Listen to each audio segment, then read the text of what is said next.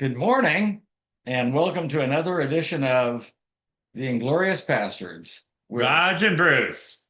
our host Roger and our co-host Bruce Martin this morning. Wait. I could be the host? Well, you chose I the don't think you've song. ever done that before. You No. you just made me the host. I feel so empowered. Well, you did sort of jump in for Oh, Roger and Bruce, yes. sort of usurping my normal. Yes, I did. I feel important You suddenly. feel empowered? I do, Like Bruce. agency?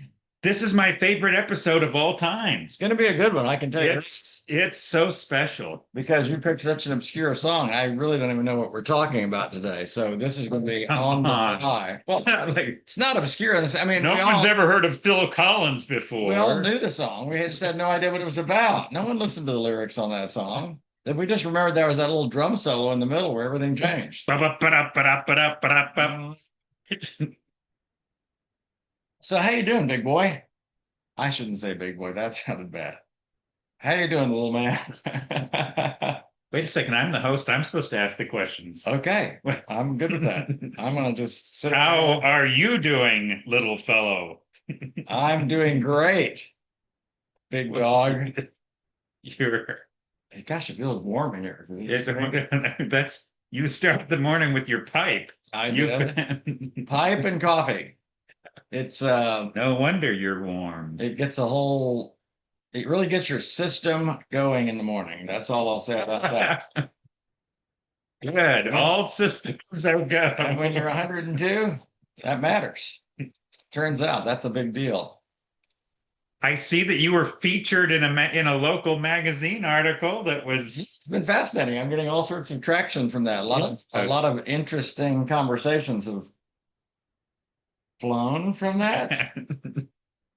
If it flows, let's see and if it's what past would our tense mother flow, it say? would be flown. A lot have flown, but that Flowed. also would have to Flowed. have flowed from that. A lot of interesting conversation flowed. You're right. I think it is. Well, flown is from Past tense fly and flying. not from Well, flow. I feel like I should look it up now.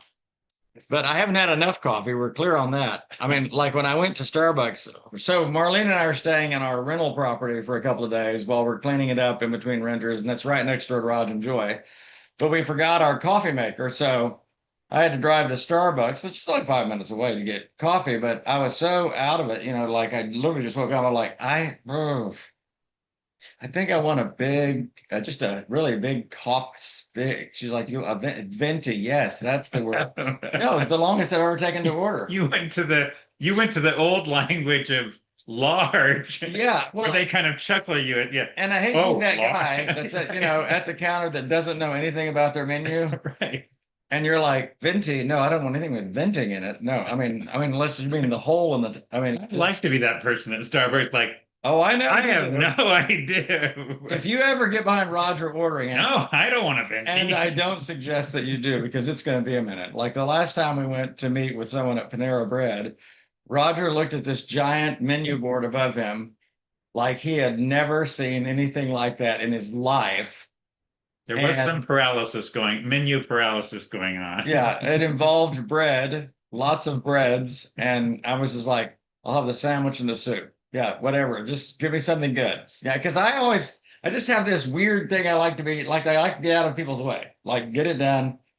Roger doesn't have that. It's wonderful. He'll be up No, there. no, the funny thing is, Tell me about your salami. Like, where is it from? And I'm like, nobody knows. I, Nobody cares. no, I'm conscious of people behind me, um, in multiple kinds of settings. But they're like I had just not eaten there before, and I was trying to figure out how it works. Well, yeah, it's You like when you go compare to some of this with those, this with this with right. And it's like some of those places where you have to decide, do you want bowl or tortilla?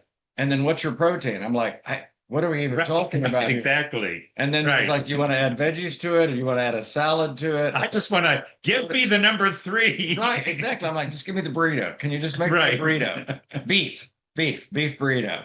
Yeah, put it, whatever goes in there. That's all I know about that. But too many choices, wherever I go, like if you get a menu and it's a book, like Roger, sometimes this will have Cheesecake Factory. The Yes. Cheesecake Factory has the largest menu in the history of the world.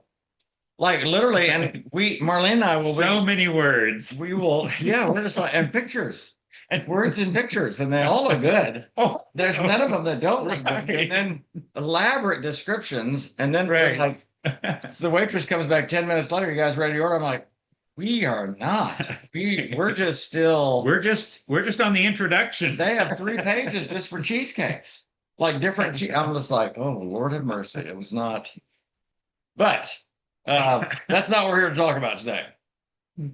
We have all kinds of things to talk about. Yes.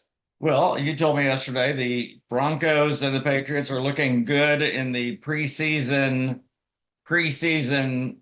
A lot of them, pundit yeah, a lot of season. people putting that because one of the fun things, this is kind of the slow season, and so people are sort of doing their top 10 offenses, top 10 defenses, top 10 teams in the NFL. Well, both of them are making A lot of a lists. lot of top 10, even top 10. Like yesterday, I listened to one of these. Nina Kimes was with someone, and she's great. But like Denver was 2 or 3 on their list, Okay. and I think New England was at 6 or something. So it was just interesting. That is fascinating. Um, so the AFC is going to be challenging. You guys are going to have that killer defense. And I mean, yeah, it's going to be interesting. And as you noted, yeah, we faced each other in the AFC Championship last year. Could happen again. Well, and it's kind of for me, it's that shift because the last golf major is this weekend, which I love watching the majors in golf. It's just fun to watch. Of course, I have to watch it at like I think 7 in the mornings. It's in someplace in England or Scotland. Someplace. I don't know where. And I'm not a World Cup guy because I know most people have been watching the World Cup just Yep. nonstop right now. So Yep. for me, I'm like, golf ends, and the very next week, it's usually like the Hall of Fame game. Okay. And it's like, and the PGA understands that, which is why they pushed all the majors pre the last weekend of July because like okay. it's like once NFL starts, it's like yeah, no one's watching golf. at that They point. rule the US. So they call the rest of the season the silly season in the PGA Tour. Like they'll have Do they really? team championships, and match play stuff that no one cares about. No one's gonna watch. Friendlies. No one's going to watch that. I mean, the only reason the PGA Tour players do it is because there's a lot of money at stake, and they've got side bets with all their buddies. Do they? Oh, absolutely. When you hear some of the stuff that they bet on, What? yeah, I mean, just all the time. Of course, Phil Mickelson was he was one of the top. Well, he had He a little gambling loves problem. betting on things. But yes, Yeah. Michael Jordan was big into Mhm. that as well. Oh, I'm starting to wake up. I'm starting to feel good. Good. So, what's the song today, A Rod? song which some of our listeners early on would have guessed if they're really kind of into Phil Collins and funky drum beats and In the Air Tonight.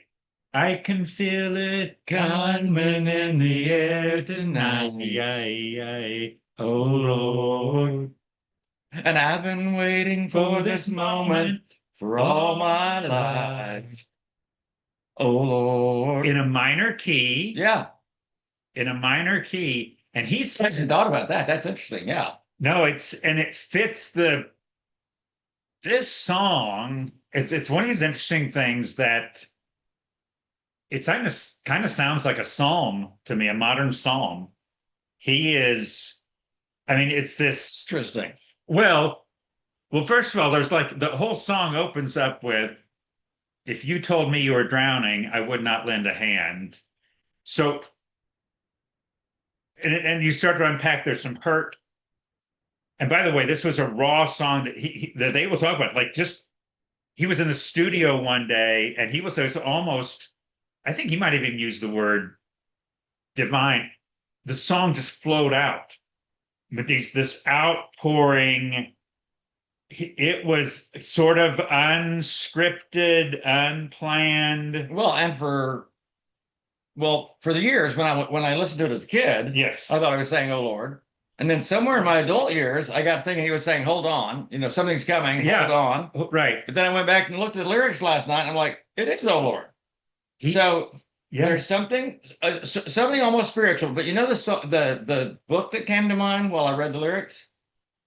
Ray Bradbury, Something Something wicked Wicked this This Way way Comes. comes. Because whoever it is that's coming, he doesn't have a good relationship with him, from what I can tell. I remember the last time we ever met, I started thinking, I don't know, that it was a song about the Grim Reaper, about death. And Oh, death interesting. and death visits, and he doesn't want to have anything to do with him. Like if you were drowning, I wouldn't lend you a hand. Wipe off that grin. I know where you've been, hell, or whatever. Yeah. I don't know. I don't know what imagery. You probably looked up what the song meant. Well, it's interesting. There's a lot of folklore around the song, but So nobody actually knows. well, This he makes did me talk feel about it. So better. there was a Okay. All right. 2016 interview. So he ends up, so these are direct words. This isn't speculation. Okay. So 10 years ago in an interview, he said he was on a tour with Genesis, and his wife told him, if you go on a tour, we're not going to be married. If you go on this tour, we're not going to be married. Oh. He comes back from the tour, and she's leaving with the kids. And so this song Wow. at some point flows out in a studio of, and like he said, it was almost unplanned. It was not, things were almost like tumbling out, like they weren't even his. It was almost like a deep well inside him just kept, which kind of makes sense. These different Well, thoughts. and even the lyric, and I've been waiting for this moment for all my life. I always assumed that was in an anticipatory good way. Like you've been waiting on something you've been waiting for all your life. But it's almost like now that I'm hearing the backstory, this is something he's been seeing but dreading. Right. I see this on the horizon. The end of my marriage is coming, and this tour, even for what I'm doing right now, is part of what's bringing it into it. Yeah, and this the Interesting. I odd, would have never guessed that. um, but the very real, even because again, you'll see it in the Psalms, and you'll see this in just our emotions. That if you told me you were drowning, I would not lend a hand. This is another way of saying I wouldn't mind you being dead. Um, Yep. and I think about Like if I'm not going to kill you, but I'm not going to save you.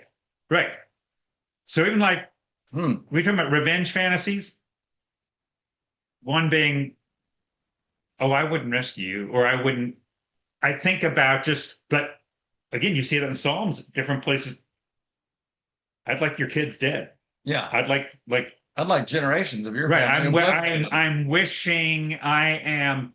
It's a very real, raw emotion, which is one of the beauty of the Psalms is that and this waiting.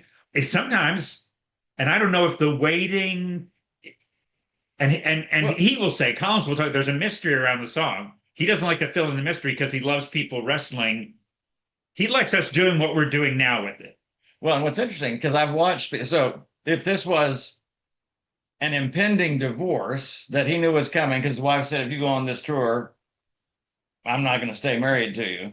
So he's been sort of waiting on this, Right. but it's also a passive response versus a lot of people. This is even in my counseling experience, Mm. they will wait for the other person to pull the trigger. They believe that the relationship's also over, like the marriage is dead, Interesting. but they're Yeah. not going to be the one that filed the papers because I think it makes them feel personally responsible for the Yeah. divorce. And Yeah. it's hard for Yeah. us to take on, this is my fault. And so it's almost like he's waiting for her to pull the trigger.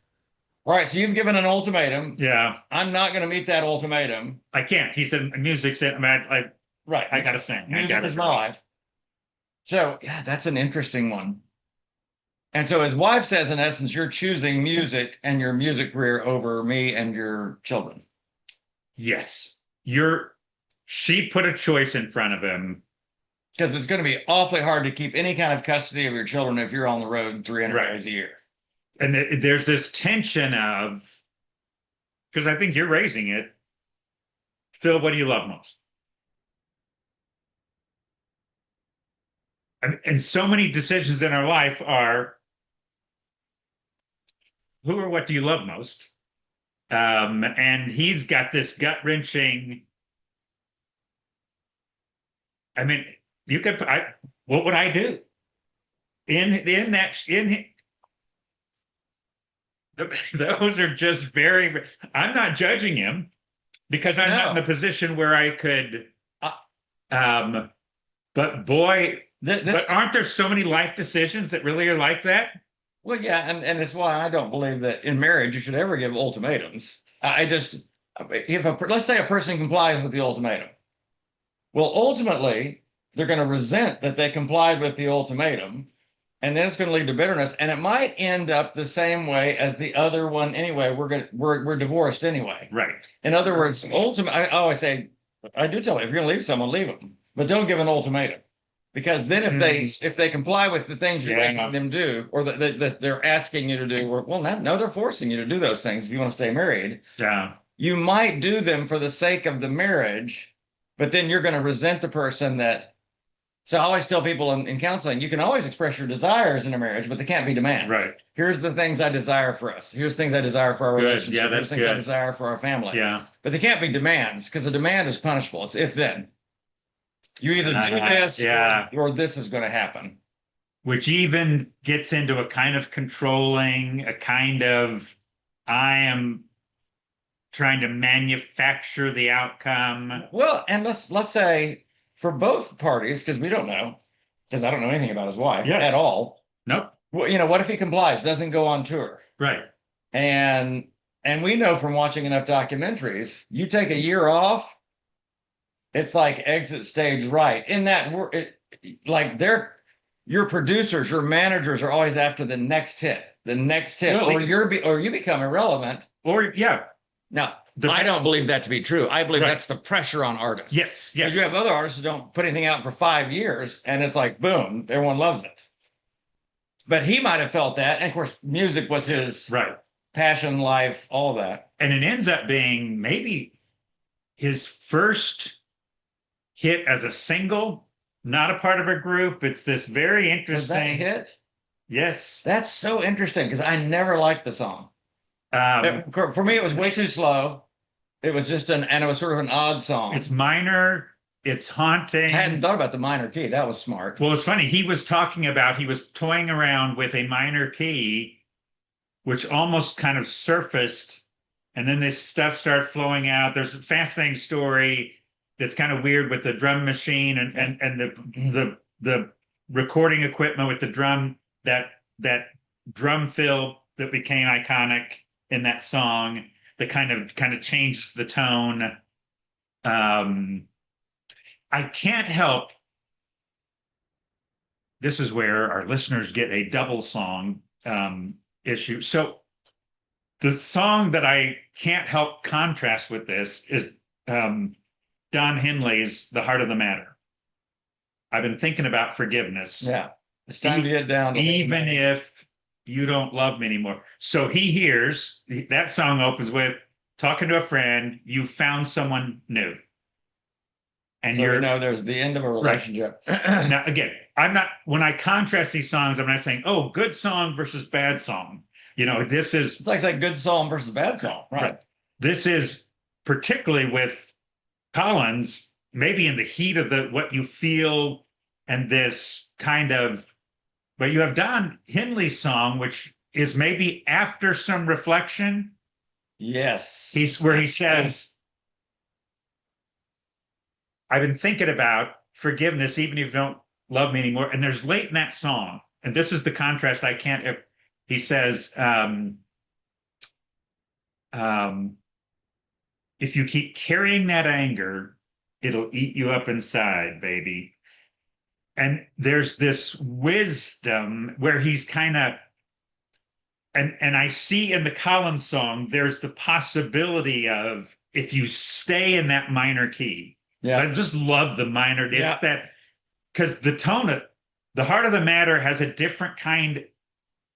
It's contrasting musically, but he's saying even though you lost we lost each other. I wish things were different. They both are kind of looking back at memories. because I even look at my take with Colin's song was the first time and last time. I remember the first time we ever met, I could never forget. And I remember the last time, I'm wondering if it's her, if it's Oh, the last time I saw her was when we went on tour. right.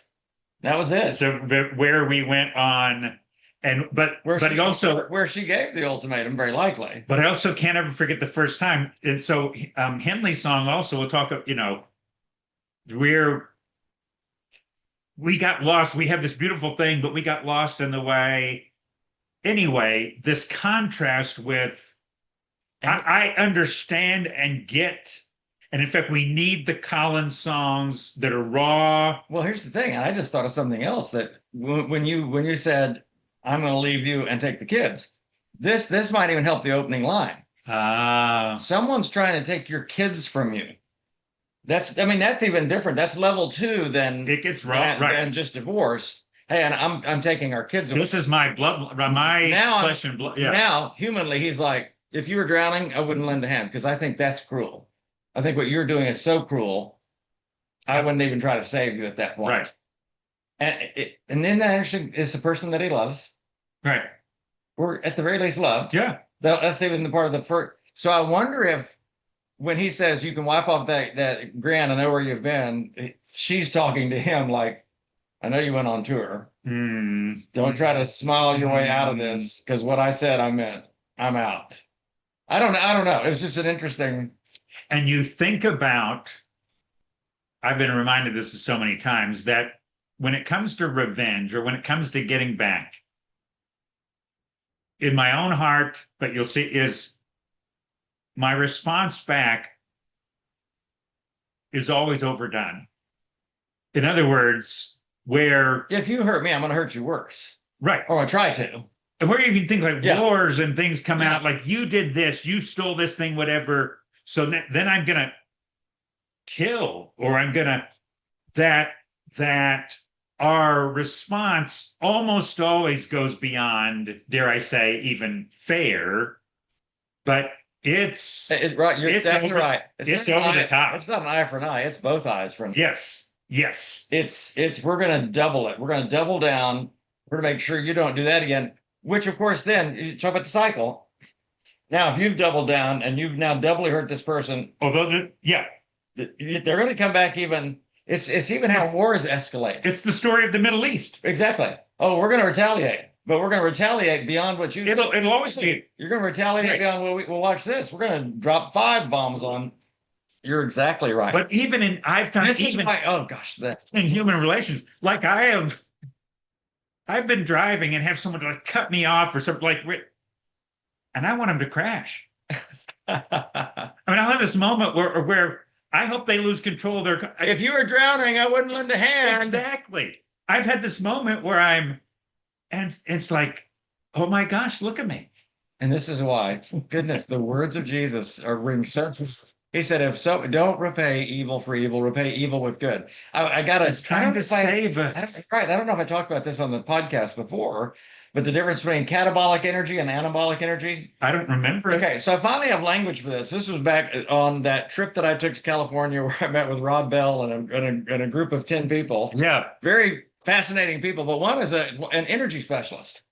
And so she talks about the difference in catabolic energy and anabolic energy and your capacity for different growth if you stay. So a person who has high catabolic energy, which is real negative energy, this is a person that spends a lot of time feeling like a victim. They complain.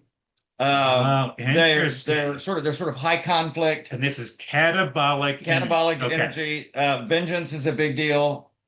Fairness is a big deal. But then you get to the top of the spectrum, anabolic energy, where there's forgiveness, there's grace to yourself, there's the absence of ego. It's a fascinating thing. Catabolic energy is all around ego, which is back to my whole thing of self-absorbed versus self-aware. Self-absorbed, I see the entire world in relation to me. How's everybody and everything out there treating me, and is it fair? That's catabolic.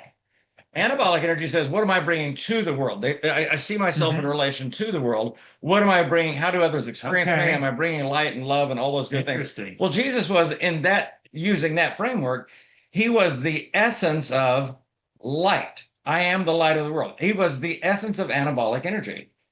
And anabolic energy says, hey, if someone steals from me, I'm not even going to demand it back. I'm going to give it to them. Right. If someone strikes me on one cheek, I'm going to turn to the other one also. If someone curses me, I'm going to bless them. But we don't realize it saves us from the escalation, Right. which now starts eating us alive with catabolic energy, and catabolic energy escalates. If you've ever been in an argument with your wife, you probably haven't, but I have. I've never been in an argument with your wife, Joy, but with my wife. But it tends to escalate. Yeah, I hadn't thought of it, but you said something hurtful. Watch this. I'm going to say something doubly hurtful. Right. Oh, you're going to say something. I'll say something triply hurtful. But It's children in the schoolyard going, "I double dare." no, right. Somebody says something that wounds me, and I'm thinking of, I can top that. Instead of going, "How can I bless this person?" It's not the first thing we think of. And you named it. Jesus is once again trying to save us from ourselves. And so then I go to Don Henley's song. If you keep carrying that anger, it'll eat you up inside. And it's almost like I'm saving myself. I mean, in other words, that he's voicing this thing that Jesus said long time ago. Listen, when I'm telling you to love your enemy, this may be even more for you, yes, than your enemy, because your enemy may never change anything about their. And here's the whole. We do this in marriage all the time. It's hilarious. We feel like by punishing our spouse, they're going to turn over a new leaf. Like that's going to make it better. They'll come to their senses. It never does. It never does. The silent treatment doesn't make anyone go, I'm going to turn from the error of my way. If anything, we're creating space where people just dig in their heels more. Oh, you don't want to talk? Watch this. I'll talk. Oh, I'll not talk longer than you. I mean, we get into a whole thing about it. Right. And Jesus is saving it. And I do want to throw this out because I shared this with a counselee the other day, and it was really freeing. I said, yeah, when Jesus said, love your enemies, he wasn't talking about a feeling. He was not using the Greek word phileo. You need to like your enemies or have any sort of affection for them. He's talking about agape, which is I will treat them a certain way. It's everything about my actions. It's an unconditional act of my will. I'll treat them a certain way. But in treating them a certain way, what I found is there's almost a phileo that follows. There's certainly a peace that follows. Right. It's like I don't feel all the angst. I don't feel like the fairness issue subsides. I don't have to get my rights.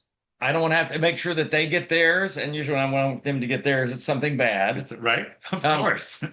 and then my it's like my mind is free. Sometimes when I pray, because you started me on this. I don't know if you realized it, but now when I pray about all sorts of things, but it's always in the context of what we call the Lord's Prayer. Just beginning with Our Father, your name be made great in all the earth, your will be done. But then I'll go through all the different things. And when you get to forgiveness, I'm like, forgive me my sins, because there's a bunch of them, and I'll recount the ones I can think of. Yeah. And then I'm like, and I forgive anyone that has sinned against me. No one owes me anything. And then I say this, and thank you for the gift of forgiveness. And what I'm thanking God for is not simply his forgiveness of me. Certainly grateful for that. I'm thankful for how it frees me to forgive others. And I'm like, yeah, there's no owing anymore. Well, they don't even owe me an apology. Yeah. Because I've said many times in this office, if someone still owes you an apology, you haven't forgiven them. In that sense. Mm-hmm. You have a transactional thing. Right. You've cognitively said some words, but if they owe you anything, including an apology, you haven't actually forgiven them, because the forgiveness, it's an accounting term that he's using, which is why you often see forgive us our debts is our debtors. It's an accounting term. In other words, the ledger's clear. It's not that the ledger is even. That's different. Oh, you did, because this is how I think we tend to see it, whether we say it or not. I've hurt Marlena. Yeah. I've got to do a bunch of nice things to offset that hurt, but I really can't. What I can do is confess and say, what I did was wrong. I am so sorry. And then when she forgives, it's not that the ledger is now even. It's just, it's non-existence. Yep. Love keeps no record of wrong. Yes. It's not even trying to see to make sure the right. I wonder how much we do as transactional. Yep. I mean, I know I do it sometimes. I feel bad about a thing, and so I want to offset the bad thing by doing something nicer or better. Right. And God reminds us there's no transaction that you can come up with that's going to equal my love for you, my sacrifice for you.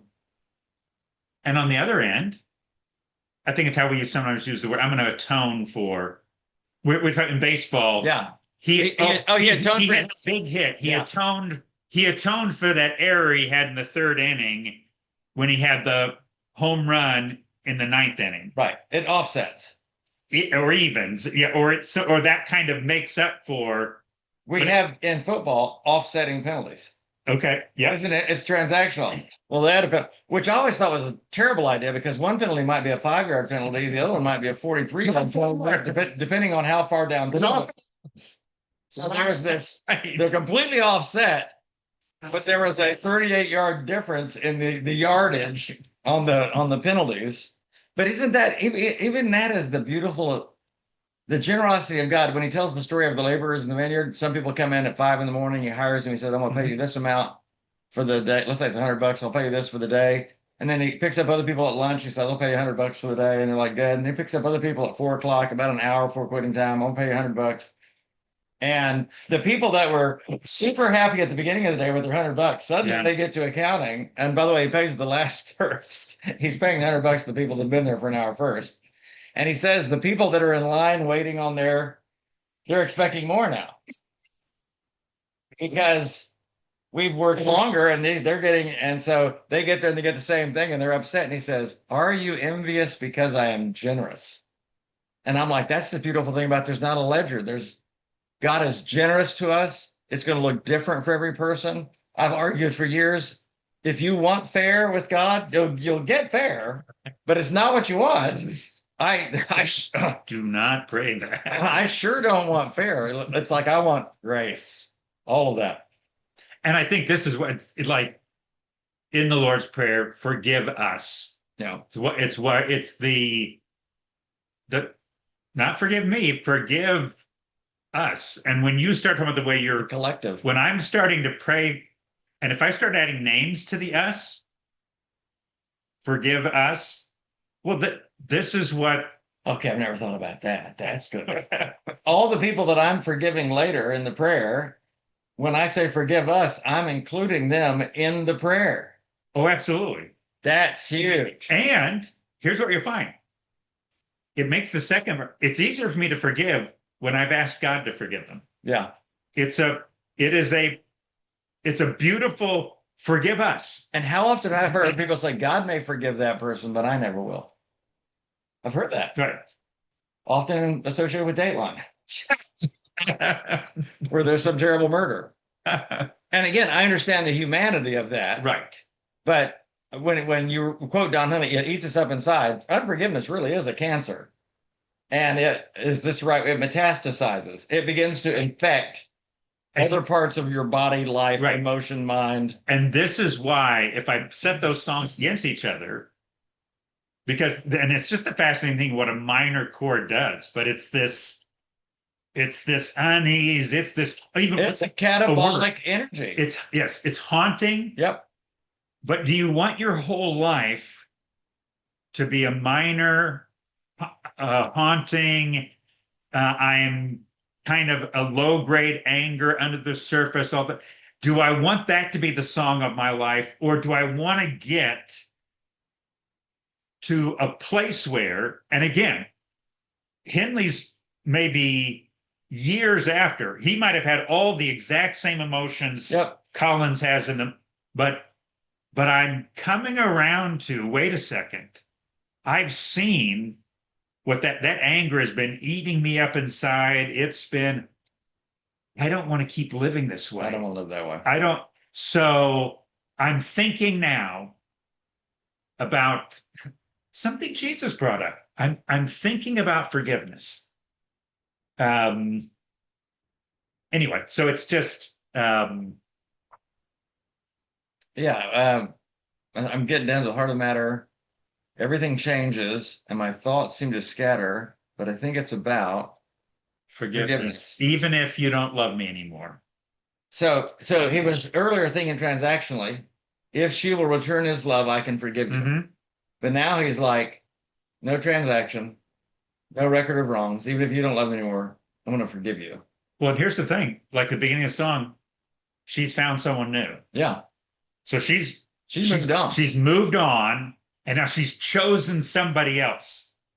This one she said I do at one point, presumably, in this and now she's saying I don't. I'm choosing I do to somebody else.